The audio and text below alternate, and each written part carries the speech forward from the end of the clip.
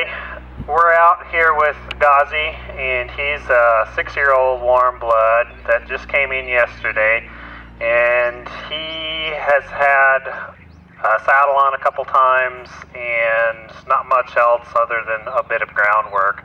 So we're going to actually go through getting him started, getting him going under saddle.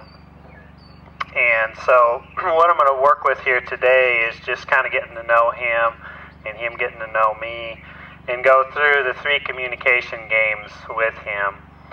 And those are rhythmic motion, is can he handle just motion going on, and this is motion without intent. And then steady pressure is the second one, and the third one's rhythmic pressure, and I'll kind of go through those things. But right off, just kind of starting off with some rhythmic motion, is I want to see, what does he think of me just twirling the rope? Can he handle that? Because he's now entering into the human realm. In the human realm, he has to be able to handle a lot of stuff going on. And so, I'm just going to start off with twirling the rope. And rhythmic motion is about my intent. It's not about the tool. So if I'm calm and relaxed, he should be calm and relaxed no matter what's going on with my tool. Or, for that matter, whatever else is going on outside of the arena. So I'm going to just start off, twirl the rope here, see what he thinks of that. Not really a big deal.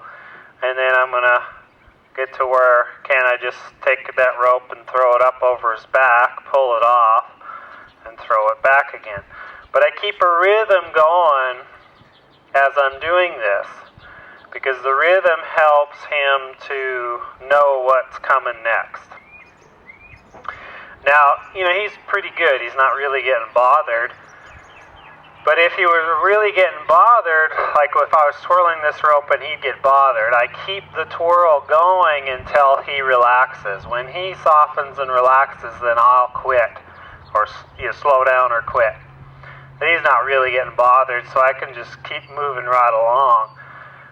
Get to where I can throw the rope up and over him. And I do this on both sides. I'm just using the rope right now, but eventually this turns into me, then it turns into the saddle, and then whatever else, that might bother him. So we just get this rhythm going. He actually softened a little bit, licked and chewed. So not really a big deal for him. I'm going to just step off and do it again. And now I'm actually going to come in and just rub him a little bit too, because he needs to be able to handle me coming up there and touching him. And he's been around humans all his life, so it's actually, this part of it I don't think is going to be a real big deal.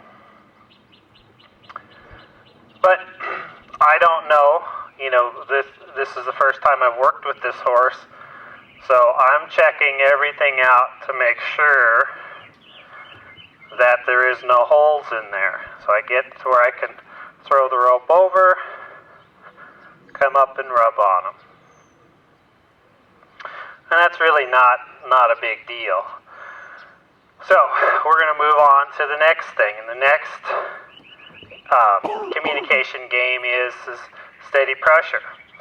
Steady pressure is putting a feel on your horse, and it really could be anywhere, but I'm going to do it in specific places to start teaching him how to move his feet.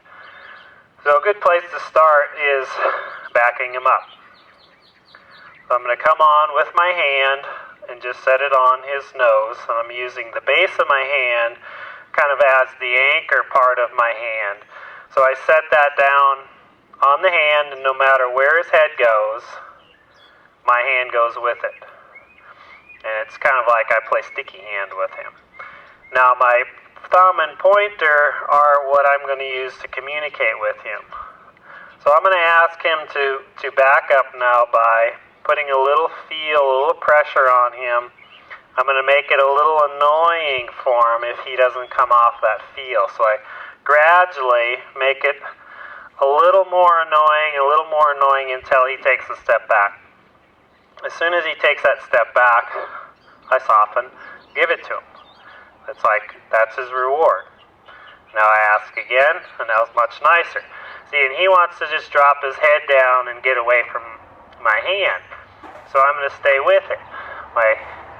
Got my sticky hand here. So then I do it again. And that was pretty nice, but I'm going to stay with him. And now I ask again. So I'm being real soft, light, and polite with my request. And it's not about pushing him back. You know, he's 10 times heavier than I am, so he could just push me over. It's about making it uncomfortable with my fingers on his nose, and the moment he backs off of that uncomfortableness, I reward him. So he starts going, oh, okay. Every time I step back, I teach my human to quit pressing on me. And before long, this becomes easier and easier for him, or he starts going, oh, if I would just go back with the soft, light, and polite, he won't make it annoying. And now I'm asking for a little bit more. Everything's a progression. As soon as your horse gets it, you can move on to asking a little bit more. Or if it's taking you a long time for your horse to get it, leave it alone for the day and come back tomorrow and do it. But he's getting that pretty well. So now we're going to ask for the hind to move around. Can we do a turn on the forehand?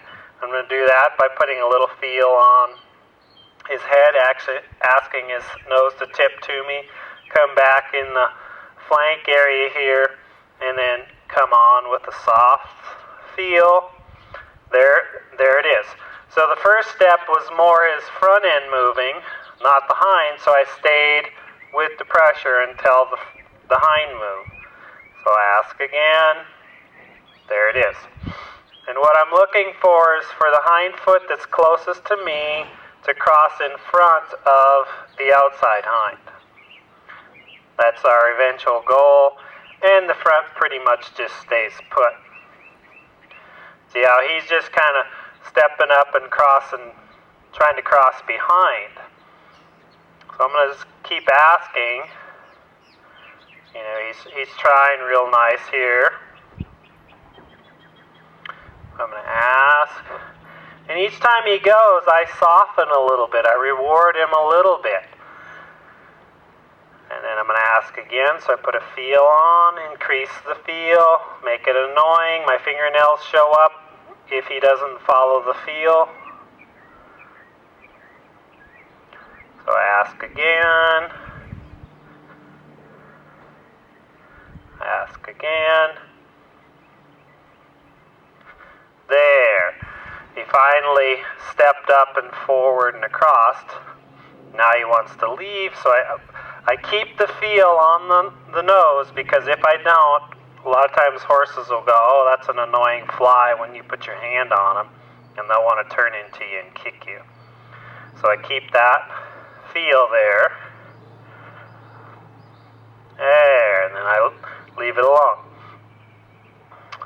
So that was pretty nice, and now I'm going to come to the other side. Now he's he just kind of left without me even asking, so I'm just going to stay with him in a relaxed posture, because I'm not asking anything of him. I want him to wait on me. And now I'm going to ask.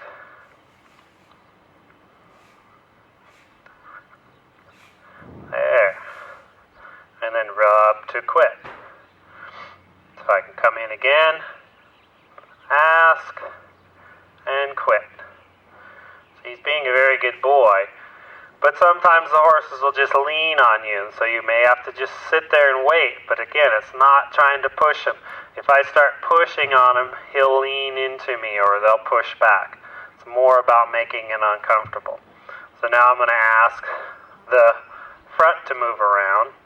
And I'm going to do that by stepping in, facing the neck, take my hand closest to the head, and I go right below the ear in front of the halter. So if I have to, I can grab a hold of the halter, but there's a nice soft spot right here under the ear. And then the other hand comes down here on the shoulder. So I'm going to put a little feel underneath the ear here saying, can you tip your nose over? And then I come on with the hand on the shoulder and say, can you step your shoulder over? And as soon as he does, I give. And then I ask again. And give. So I first want that bend in the neck away from me, and then I want the shoulder to step over. And that was pretty nice. So that there is a turn on the haunches. So we're already starting to teach him how to move his feet from the ground here the very first session. So come on the other side, just below his ear, get his head to tip, and then ask the front. And then ask again, tip his nose, and then come on the shoulder and say, let's move over. And we're going to ask one more time, and I'm going to show you a little something.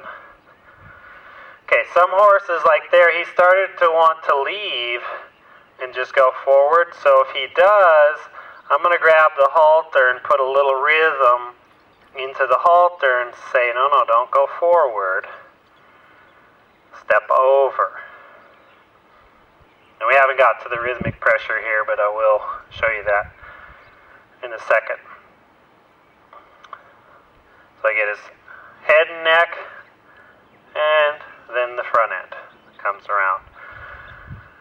And you want to get to where you can eventually put a steady pressure pretty much anywhere on their body. So let's say you want to pick up the horse's foot.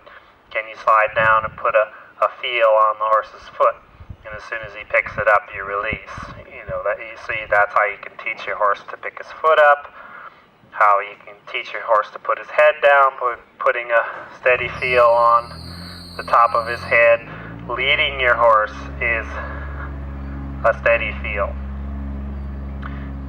So now I can ask him to step back just with the halter, because that puts pressure on his nose.